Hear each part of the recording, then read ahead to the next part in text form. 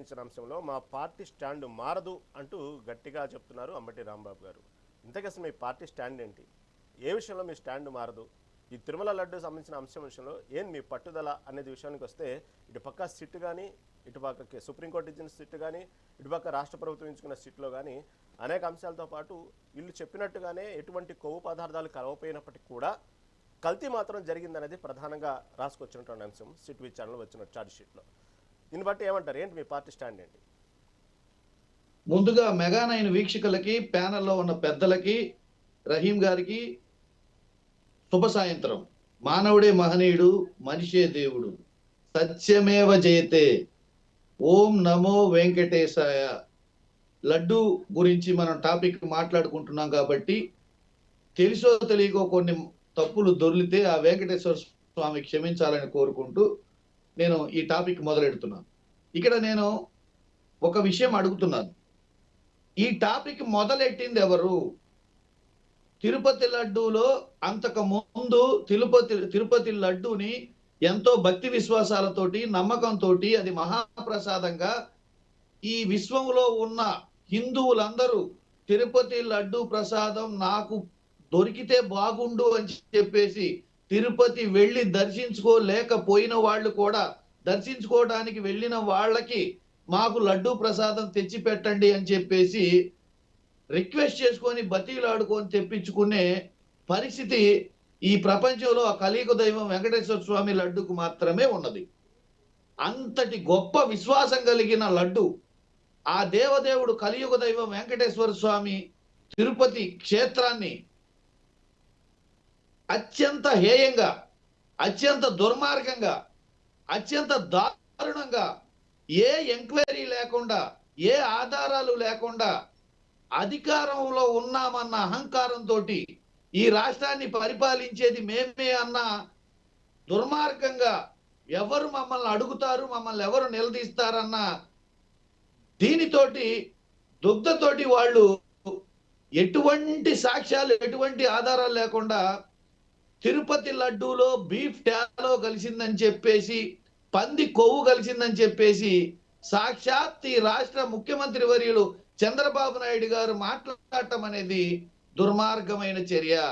దాన్ని కొనసాగిస్తూ అధికారంలో ఉన్న మంత్రులందరూ, లోకేష్ బాబు గారు కావచ్చు, పవన్ కళ్యాణ్ గారు కావచ్చు, మంత్రులందరూ, అధికారంలో ఉన్న వాళ్ళందరూ దీని మీద విపరీతమైన దుష్ప్రచారం చేసి ఆ తిరుపతి లడ్డు మీద ఉన్న విశ్వాసాన్ని, నమ్మకాన్ని, తిరుపతి మీద ఉన్న భక్తిని, ఆ వెంకటేశ్వర స్వామి ప్రతిష్టని భంగం కలిగించిన మాట వాస్తవా కాదా? ఒకవేళ ఇప్పుడు ఏం మాట్లాడొద్దు, దాని గురించి భక్తుల విశ్వాసంతో కూడుకున్నది అంటున్నారు కదా. తిరుపతి లడ్డూలో ఎటువంటివి కలవలేదు కనుక అంటే ముందుగా స్టేట్మెంట్ ఇచ్చినందుకు, ముందుగా దాన్ని ప్రజల్లో కల్పనలు సృష్టించి విశ్వాసాన్ని కోల్పోయేటట్టు చేసినందుకు సాక్షాత్ ఈ రాష్ట్ర ముఖ్యమంత్రి వర్యులు చంద్రబాబు నాయుడు గారు ఈ హిందూ భక్తులందరికీ, తిరుపతి వెంకటేశ్వర స్వామి భక్తులందరికీ క్షమాపణ చెప్పాలి, బేషరతుగా క్షమాపణ చెప్పాలి. కలవలేదని ఆయన అంటున్నారు, సిట్టు కలవలేదని చెప్తుంది, వాళ్ళు మాత్రం అన్నారు. అన్న తర్వాత మరి ఎందుకు బేషరతుగా భక్తులకి క్షమాపణ చెప్పట్లేదో మాకు అర్థం కావట్లేదు. భక్తులకి క్షమాపణ అన్నా చెప్పండి, లేదు ఉన్నది అని నిరూపించాలనుకుంటే శాసన మండలిలో చర్చకన్నారండి. చర్చకు రాకుండా, క్షమాపణ చెప్పకుండా కలిసిని అని మీరు ఎలా చెప్తారు? కోర్టులో తీర్పు రాకుండా ఎలా చెప్తారు? ఇవేవి చెప్పకుండా భక్తుల విశ్వాసాన్ని దెబ్బ కొట్టినందుకు, భక్తుల విశ్వాసం మీద అనుమానాలు రేకెత్తించినందుకు మిమ్మల్ని ఏమనాలి? పోనీ ఇప్పుడు చర్చకు రండి, అటు తిరిగి ఇటు తిరిగి ఆ వెంకటేశ్వర స్వామి జోలి వెళ్ళొద్దు అని మొత్తుకొని చెప్తున్నాం. మేము చెప్పినా వినకుండా ఆ వెంకటేశ్వర స్వామి మీద నిందలేసినందుకు ఇప్పుడు అటు తిరిగి ఇటు తిరిగి అది హెరిటేజ్ దగ్గరకు వచ్చి ఆగింది. ఆ హెరిటేజ్ బినామీ సంస్థ దగ్గరకు వచ్చి ఆగింది. ఆ బినామీ సంస్థ ఎవరు? ఈ బోలే బాబా. ఆ బోలే బాబా వెనక ఉన్న ఆలీబాబా ఎవరు? ఆ ఆలీబాబాకి చంద్రబాబుకి ఉన్న సంబంధాలు ఏంటి? చిన్నబాబుకి ఉన్న సంబంధాలు ఏంటి, ఇవన్నీ ఎక్కడ బయటికి వస్తాయోనన్న ఉద్దేశంతో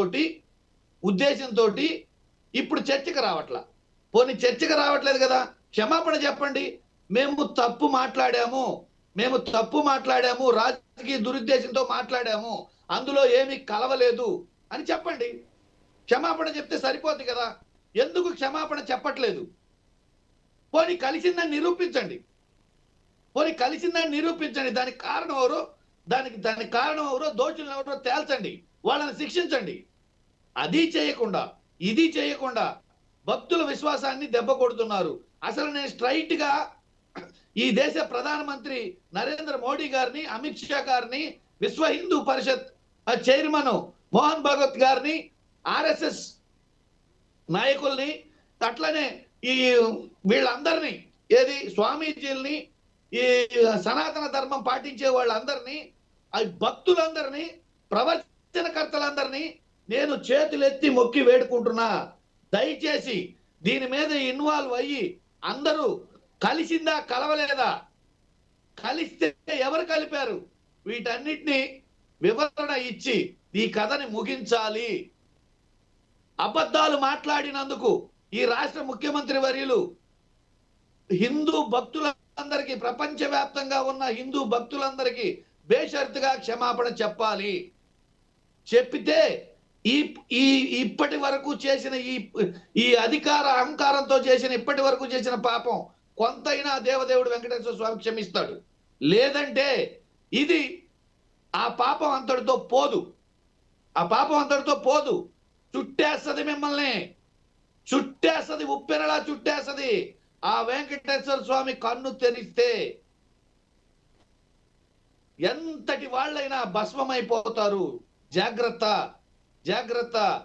చివరికి సుప్రీంకోర్టులో మేము పిటిషన్ వేసి దీని మీద విచారణ జరపమండి. విచారణ జరిపిన తర్వాత అందులో ఆ సిట్టే బీఫ్ టాలో ఏమి కలవలేదు, పంది కొవ్వు ఏమి కలవలేదు, చేప నూనె ఏమి కలవలేదని వాళ్ళు స్టేట్మెంట్ సిట్లో అటువంటి అవశేషాలు ఏమి లేవని చెప్పేసి సిట్టు ఒక రిపోర్ట్ ఇస్తే, మళ్ళీ దాన్ని కొనసాగింపుగా శ్రీశైలంలో కలిసింది, అన్ని ప్రసాదాల్లో కలుస్తుంది, మనుషులు వాడే టాయిలెట్లకు వాడే ఇవన్నీ కలుస్తున్నాయి. ఏంటండి ఇది? ఏంటి అసలు? ఏంది దుర్మార్గం? ప్రజలు తెలిసో తెలియక మోసపోయి మోసం చేసి అధికారం తెచ్చుకుంటే ఆ దేవదేవుడు వెంకటేశ్వర స్వామి మీద పడతారా, హిందువుల మీద పడతారా? ఏంటి అసలు? వాళ్ళని ఎందుకు ఆ దేవదేవుడు వెంకటేశ్వర స్వామిని ఎందుకు అప్రతిష్ట పాలు చేస్తున్నారు? కలవలేదని చెప్పారు కదా, చర్చకి రావటం మీకు ఇష్టం లేదు కదా, క్షమాపణ చెప్పండి. మొదలుపెట్టింది మీరే కాబట్టి క్షమాపణ చెప్పండి. అందులో ఏం లేదంటున్నారు కదా, దోషులు ఎవరిని తేల్చలేకపోయారు కదా, తేల్చలేకపోతే క్షమాపణ చెప్పండి. తప్పు జరిగిందని ఒప్పుకోండి. మేము కావాలనే మాట్లాడామని ఒప్పుకోండి. కావాలనే రాజకీయ దురుద్దేశంతో మేము ప్రతిపక్షాల మీద ఈ నిందలు వెయ్యాలి అన్న దురుద్దేశంతో మేముగా మాట్లాడాము అని చెప్పేసి ఆ దేవదేవుడి సన్నిధిలో క్షమాపణ చెప్పి ఒప్పుకున్న వాళ్ళకి ఆ దేవదేవుడు శిక్ష తగ్గిస్తాడు. లేదంటే శిక్ష ఖచ్చితంగా పడుతుంది. చట్టాలు మీకు అనుకూలంగా ఉండొచ్చు, ప్రజలను మీరు మోసం చేయొచ్చు, సామాజిక మాధ్యమాలు వాడుకొని మీరు కట్టుకథలు సృష్టించి అటు తిట్టు ఇటు తిట్టు మార్చొచ్చు. కానీ ఆ దేవదేవుడిని మోసం చేయలేరు కదా, ఆ దేవదేవుడు వెంకటేశ్వర స్వామిని మోసం చేయలేరు కదా. ఖచ్చితంగా ఈ సమస్య ఇంతటితో ముగించాలి అనుకుంటే ఖచ్చితంగా ఈ రాష్ట్ర ముఖ్యమంత్రి వర్యులు ఆ లడ్డూ మీద దుష్ప్రచారం చేసిన వాళ్ళందరూ క్షమాపణ చెప్పాలి, బేషరతుగా క్షమాపణ చెప్పాలి. చెప్పినప్పుడే ఈ కథ ముగుస్తుంది. రైట్ వెంకటేశ్వర రెడ్డి, మళ్ళీ మీ దగ్గరకు వస్తాను. ప్రశ్న ఇప్పుడే జయనగర్ టీడీపీ నాయకురాలు ఆశాబిందు గారు. ఆశాబిందు గారు నమస్తే అండి, మీట్లో ఉన్నారు. నమస్తే రహీం గారు. ఆశాబిందు గారు, ఈ లడ్డు వివాదం, ఈ అంశం ఇంతటితో ముగిసిద్ది